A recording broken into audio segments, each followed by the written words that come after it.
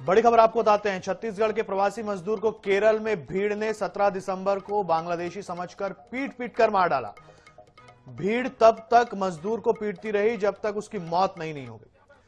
उसके शरीर का शायद ही कोई ऐसा हिस्सा ऐसा होगा जिस पर चोट के निशान ना हो। पोस्टमार्टम रिपोर्ट में 80 से ज्यादा चोटों का पता चला है। 80 से ज्यादा। जानकारी के मुताबिक मृतक की पहचान 31 साल के राम नारायण बघेल के रूप में हुई है, जो सक्ती जिले के करही गांव का रहने वाला था। सप्ताह भर से काम के लिए केरल के पलक्कड़ जिले गया था। हमले का एक वीडियो भी सामने आया है। ये वीडियो हम आपको दिखा रहे हैं। केरल पुलिस के मुताबिक मजदूर के शरीर पर चोट के बहुत ज्यादा निशान थे और दर्द से उसकी मौत हुई है। देखिए, दर्द से उसकी मौत हुई है। राम नारायण के 2 बेटे हैं जिनकी उम्र 8 और 10 साल। घटना को लेकर परिवार सदमे में है। इधर पुलिस ने अब तक 5 आरोपियों को गिरफ्तार किया है। बांग्लादेशी समझकर एक मजदूर की इतना उसको पीटा कि उसकी मौत हो गई। देखिए क्या सामने आया है कि दर्द के वजह से मौत हुई है। सोच करके देखिए कितना ज्यादा उसे पीटा गया होगा। आपका भाषा क्या भाषा? गाँव किधर है? तुम्हारा गाँव किधर है? बांग्लादेशी। तुम बांग्लादेशी? वो मेरा बहन को लिखा है। बहन में बांग्लादेशी। और तुम्हारे गांव में कहाँ है तुम? 2 ठोक हमारे था बांग्लादेशी। और बांग्लादेशी 2 ठोक आपका बांग्लादेशी? पाटले गिर गया। अरे सारे आपका भाषा क्या? हिंदी? भाषा कौन सा भाषा? वो यहाँ आपका भाषा क्या भाषा? गाँव किधर है? तुम्हारा गाँव किधर है? बांग्लादेशी।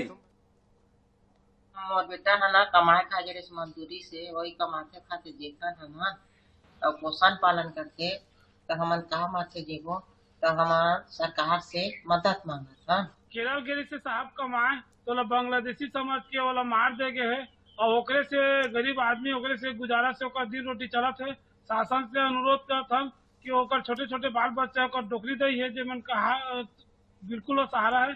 सरकार से अनुरोध करत हम कि ओकर जिये खाए के कुछ सहयोग चाहिए। सहयोगी राजीव लोचन है हमारे साथ में इस अधिक जानकारी के साथ में। राजीव, ये बहुत दर्दनाक एक खबर है जहां बांग्लादेशी समझ करके छत्तीसगढ़ के मजदूर को इतना पीटा उसकी मौत हो गई। अकेला व्यक्ति था कमाने वाला परिवार का। जी बिल्कुल, आपको बता दूं कि जो पूरी घटना और सक्ती गांव के मजदूर रामनारायण बघेल जो केरल में लिंचिंग का शिकार बन गया है। केरल के जो पलक्कड़ है वहां बदमाशों ने बांग्लादेशी घुसपैठी समझकर मजदूर को बेरहमी से पीटा और पीट पीट कर उनकी हत्या कर दी है। जो पीटने का वीडियो भी सामने आया है। घटना के बाद से परिजन सदमे में है। लगातार वो प्रशासन से और जो शासन है उनसे लगातार कार्रवाई और मदद की गुहार लगा रहे हैं। आपको बता दूं कि जो करही गाँव का रामनारायण बघेल है वो 1 सप्ताह पहले ही मजदूरी करने केरल के पलक्कड़ गया हुआ था। वहां जाने के बाद वो काम की तलाश में घूम रहा था। इसी दौरान वहां के लोगों ने उसे घेर लिया और बांग्लादेशी घुसपैठी होकर के चोरी का आरोप लगाते हुए कर लगातार उनसे प्रताड़ित करते हुए मारपीट की आखिर और जो रामनारायण गौतम उसकी पीट पीट कर बेरहमी से हत्या कर दी। इधर घटना के बाद से लगातार परिजन सदमे में उनका रो रो कर बुरा हाल है। और वही जो रामनारायण बघेल उनकी 2 छोटे छोटे बच्चे हैं। और रही बात अभी फिलहाल अभी इस प्रकार से देखा जाए तो वहां की जो पुलिस है वो 5 आरोपियों को गिरफ्तार कर चुकी है। लेकिन बड़ा सवाल यह है कि आखिर ऐसी बेवजह और बिना जानकारी के जो बदमाशों ने मजदूर की हत्या क्यों कर दी है। जी तो परिजनों की क्या मांग है? परिजन तो कार्रवाई की मांग कर रहे हैं, लेकिन अब उनकी जो वित्तीय स्थिति है जिसके ऊपर इतना बड़ा संकट आ गया है उसे लेकर वो क्या मांग कर रहे हैं?